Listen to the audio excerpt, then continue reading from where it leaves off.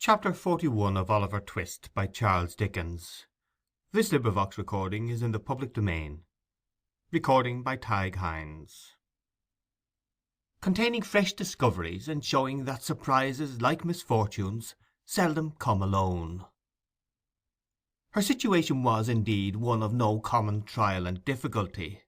While she felt the most eager and burning desire to penetrate the mystery in which Oliver's history was enveloped, she could not but hold sacred the confidence which the miserable woman with whom she had just conversed had reposed in her as a young and guileless girl. Her words and manner had touched Rose Maylie's heart, and, mingled with her love for her young charge, and scarcely less intense in its truth and fervour, was her fond wish to win the outcast back to repentance and hope.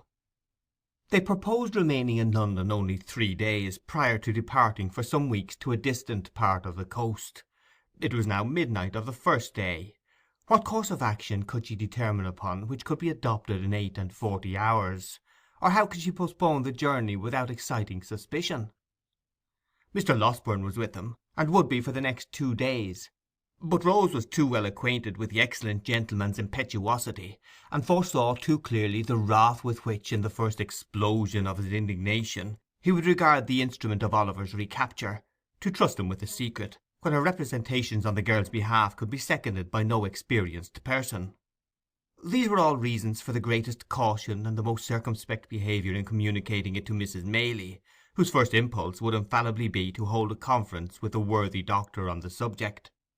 As to resorting to any legal adviser, even if she had known how to do so, it was scarcely to be thought of for the same reason. Once the thought occurred to her of seeking assistance from Harry, but this awakened the recollection of their last parting, and it seemed unworthy of her to call him back when, the tears rose to her eyes as she pursued this train of reflection, he might have by this time learnt to forget her, and to be happier away. Disturbed by these different reflections, inclining now to one course and then to another, and again recoiling from all, as each successive consideration presented itself to her mind, Rose passed a sleepless and anxious night. After more communing with herself next day, she arrived at the desperate conclusion of consulting Harry. "If it be painful to him," she thought, "to come back here, how painful it will be to me! But perhaps he will not come. He may write, or he may come himself, and studiously abstain from meeting me. He did when he went away. I hardly thought he would, but it was better for us both." And here Rose dropped the pen and turned away, as though the very paper which was to be her messenger should not see her weep. She had taken up the same pen and laid it down again 50 times, and had considered and reconsidered the first line of her letter without writing the first word, when Oliver, who had been walking in the streets with Mr. Giles for a bodyguard, entered the room in such breathless haste and violent agitation as seemed to betoken some new cause of alarm. "What makes you look so flurried?" asked Rose, advancing to meet him. "I hardly know how. I feel as if I should be choked," replied the boy. "Oh dear, to think that I should see him at last, and you should be able to know that I have told you the truth." "I never thought you had told us anything but the truth," said Rose, soothing him. "But what is this? Of whom do you speak?" "I have seen the gentleman," replied Oliver, scarcely able to articulate. "The gentleman who was so good to me, Mr. Brownlow, that we have so often talked about." "Where?" asked Rose. "Getting out of a coach," replied Oliver, shedding tears of delight, "and going into a house. I didn't speak to him. I couldn't speak to him, for he didn't see me, and I trembled so that I was not able to go up to him. But Giles asked for me whether he lived there, and they said he did. Look here," said Oliver, opening a scrap of paper. "Here it is. Here is where he lives. I'm going there directly. Oh, dear me, dear me! What shall I do when I come to see him and hear him speak again?" With her attention not a little distracted by these and a great many other incoherent exclamations of joy, Rose read the address, which was Craven Street in the Strand. She very soon determined upon turning the discovery to account. "Quick," she said, "tell them to fetch a hackney coach, and be ready to go with me. I will take you there directly without a minute's loss of time. I will only tell my aunt that we are going out for an hour, and be ready as soon as you are." Oliver needed no prompting to dispatch, and in a little more than 5 minutes they were on the way to Craven Street. When they arrived there, Rose left Oliver in the coach, under pretence of preparing the old gentleman to receive him, and sending up her card by the servant, requested to see Mr. Brownlow on very pressing business. The servant soon returned, to beg that she would walk upstairs, and following him into an upper room, Miss Maylie was presented to an elderly gentleman of benevolent appearance, in a bottle green coat, at no great distance from whom was seated another gentleman in nankeen breeches and gaiters, who did not look particularly benevolent, and who was sitting with his hands clasped on the top of a thick stick, with his chin propped thereupon. "Dear me," said the gentleman in the bottle green coat, hastily rising with great politeness, "I beg your pardon, young lady. I imagined it was some importunate person who—I beg you will excuse me. Be seated, pray." "Mr. Brownlow, I believe, sir," said Rose, glancing from the other gentleman to the one who had spoken. "That is my name," said the old gentleman. "This is my friend, Mr. Grimwig. Grimwig, will you leave us for a few minutes?" "I believe," interposed Miss Maylie, "that at this period of our interview I need not give that gentleman the trouble of going away. If I am correctly informed, he is cognizant of the business on which I wish to speak to you." Mr. Brownlow inclined his head. Mr. Grimwig, who had made one very stiff bow and risen from his chair, made another very stiff bow and dropped into it again. "I shall surprise you very much, I have no doubt," said Rose, naturally embarrassed, "but you once showed great benevolence and goodness to a very dear young friend of mine, and I am sure you will take an interest in hearing of him again." "Indeed," said Mr. Brownlow. "Oliver Twist, as you knew him," replied Rose. The words no sooner escaped her lips than Mr. Grimwig, who had been affecting to dip into a large book that lay on the table, upset it with a great crash, and falling back in his chair, discharged from his features every expression but one of unmitigated wonder, and indulged in a prolonged and vacant stare. Then, as if ashamed of having betrayed so much emotion, he jerked himself, as it were, by a convulsion into his former attitude, and looking out straight before him, emitted a long deep whistle, which seemed at last not to be discharged on empty air, but to die away in the innermost recesses of his stomach. Mr. Brownlow was no less surprised, although his astonishment was not expressed in the same eccentric manner. He drew his chair nearer to Miss Maylie's, and said, "Do me the favour, my dear young lady, to leave entirely out of the question that goodness and benevolence of which you speak, and of which nobody else knows anything; and if you have it in your power to produce any evidence which will alter the unfavourable opinion I was once induced to entertain of that poor child, in heaven's name put me in possession of it." "A bad one! I'll eat my head if he's not a bad one," growled Mr. Grimwig, speaking by some ventriloquial power without moving a muscle of his face. "He is a child of a noble nature and a warm heart," said Rose, colouring, "and that power which has thought fit to try him beyond his years has planted in his breast affections and feelings which would do honour to many who have numbered his days 6 times over." "I'm only 61," said Mr. Grimwig, with the same rigid face, "and as the devil is in it if this Oliver is not 12 years old at least, I don't see the application of that remark." "Do not heed my friend, Miss Maylie," said Mr. Brownlow. "He does not mean what he says." "Yes, he does," growled Mr. Grimwig. "No, he does not," said Mr. Brownlow, obviously rising in wrath as he spoke. "He'll eat his head if he doesn't," growled Mr. Grimwig. "He would deserve to have it knocked off if he does," said Mr. Brownlow. "And he'd uncommonly like to see any man offer to do it," responded Mr. Grimwig, knocking his stick upon the floor. Having gone thus far, the two old gentlemen severally took snuff, and afterwards shook hands according to their invariable custom. "Now, Miss Maylie," said Mr. Brownlow, "to return to the subject in which your humanity is so much interested, will you let me know what intelligence you have of this poor child, allowing me to promise that I exhausted every means in my power of discovering him, and that since I have been absent from this country, my first impression that he had imposed upon me, and had been persuaded by his former associates to rob me, has been considerably shaken." Rose, who had had time to collect her thoughts, at once related, in a few natural words, all that had befallen Oliver since he left Mr. Brownlow's house, reserving Nancy's information for that gentleman's private ear, and concluding with the assurance that his only sorrow for some months past had not been able to meet with his former benefactor and friend. "Thank God!" said the old gentleman. "This is great happiness to me, great happiness. But you have not told me where he is now, Miss Maylie. You must pardon my finding fault with you, but why have you not brought him?" "He is waiting in the coach at the door," replied Rose. "At the door?" cried the old gentleman, with which he hurried out of the room, down the stairs, up the coach steps, and into the coach, without another word. When the room door closed behind him, Mr. Grimwig lifted up his head, and converting one of the hind legs of his chair into a pivot, described 3 distinct circles with the assistance of his stick and the table, sitting in it all the time. After performing this evolution, he rose and limped as fast as he could up and down the room at least a dozen times, and then, stopping suddenly before Rose, kissed her without the slightest preface. "Hush," he said, as the young lady rose in some alarm at this unusual proceeding. "Don't be afraid. I'm old enough to be your grandfather. You're a sweet girl. I like you. Here they are."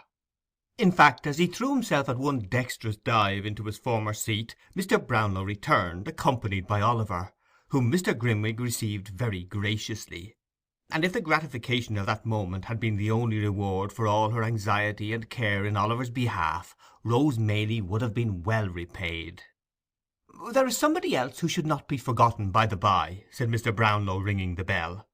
"Send Mrs. Bedwin here, if you please." The old housekeeper answered the summons with all despatch, and dropping a curtsy at the door, waited for orders. "Why, you get blinder every day, Bedwin," said Mr. Brownlow, rather testily. "Well, that I do, sir," replied the old lady. "People's eyes at my time of life don't improve with age, sir." "I could have told you that," rejoined Mr. Brownlow. "But put on your glasses and see if you can't find out what you are wanted for, will you?" The old lady began to rummage in her pocket for her spectacles, but Oliver's patience was not proof against this new trial, and yielding to his first impulse, he sprang into her arms. "God be good to me!" cried the old lady, embracing him. "It is my innocent boy!" "My dear old nurse!" cried Oliver. "He would come back, I knew he would," said the old lady, holding him in her arms. "How well he looks, and how like a gentleman's son he is dressed again! Where have you been this long, long while? Ah, the same sweet face, but not so pale; the same soft eye, but not so sad. I have never forgotten them or his quiet smile, but have seen them every day, side by side with those of my own dear children, dead and gone since I was a lightsome young creature." Running on thus, and now holding Oliver from her to mark how he had grown, now clasping him to her and passing her fingers fondly through his hair, the good soul laughed and wept upon his neck by turns. Leaving her and Oliver to compare notes at leisure, Mr. Brownlow led the way into another room, and there he heard from Rose a full narration of the interview with Nancy, which occasioned him no little surprise and perplexity. Rose also explained her reasons for not confiding in her friend Mr. Losberne in the first instance. The old gentleman considered that she had acted prudently, and readily undertook to hold solemn conference with the worthy doctor himself. To afford him an early opportunity for the execution of this design, it was arranged that he should call at the hotel at 8 o'clock that evening, and that in the meantime Mrs. Maylie should be cautiously informed of all that had occurred. These preliminaries adjusted, Rose and Oliver returned home. Rose had by no means overrated the measure of the good doctor's wrath. Nancy's history was no sooner unfolded to him than he poured forth a shower of mingled threats and execrations, threatened to make her the first victim of the combined ingenuity of Messrs. Blathers and Duff, and actually put on his hat preparatory to sallying forth to obtain the assistance of those worthies; and doubtless he would, in his first outbreak, have carried the intention into effect without a moment's consideration of the consequences, if he had not been restrained in part by corresponding violence on the side of Mr. Brownlow, who was himself of an irascible temperament, and partly by such arguments and representations as seemed best calculated to dissuade him from his hot-brained purpose. "Then what the devil is to be done?" said the impetuous doctor, when they had rejoined the two ladies. "Are we to pass a vote of thanks to all these vagabonds, male and female, and beg them to accept £100 or so apiece as a trifling mark of our esteem, and some slight acknowledgment of their kindness to Oliver?" "Not exactly that," rejoined Mr. Brownlow, laughing, "but we must proceed gently and with great care." "Gentleness and care!" exclaimed the doctor. "I'd send them one and all to—" "Never mind where," interposed Mr. Brownlow, "but reflect whether sending them anywhere is likely to attain the object we have in view." "What object?" asked the doctor. "Simply the discovery of Oliver's parentage, and regaining for him the inheritance of which, if this story be true, he has been fraudulently deprived." "Ah," said Mr. Losberne, cooling himself with his pocket-handkerchief, "I almost forgot that." "You see," pursued Mr. Brownlow, Placing this poor girl entirely out of the question, and supposing it were possible to bring these scoundrels to justice without compromising her safety, what good should we bring about?' 'Hanging a few of them at least, in all probability,' suggested the doctor, 'and transporting the rest.' 'Very good,' replied Mr. Brownlow, smiling. 'But no doubt they will bring that about for themselves in the fulness of time; and if we step in to forestall them, it seems to me that we shall be performing a very quixotic act, in direct opposition to our own interest, or at least to Oliver's, which is the same thing.' 'How?' inquired the doctor. 'Thus. It is quite clear that we shall have extreme difficulty in getting to the bottom of this mystery unless we can bring this man, Monks, upon his knees. That can only be done by stratagem, and by catching him when he is not surrounded by these people. For suppose if he were apprehended, we have no proof against him. He is not even, so far as we know, or as the facts appear to us, concerned with the gang in any of their robberies.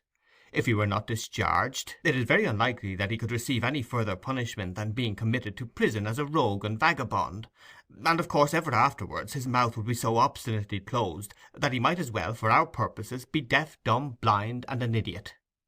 'Then,' said the doctor impetuously, 'I put it to you again, whether you think it reasonable that this promise to the girl should be considered binding?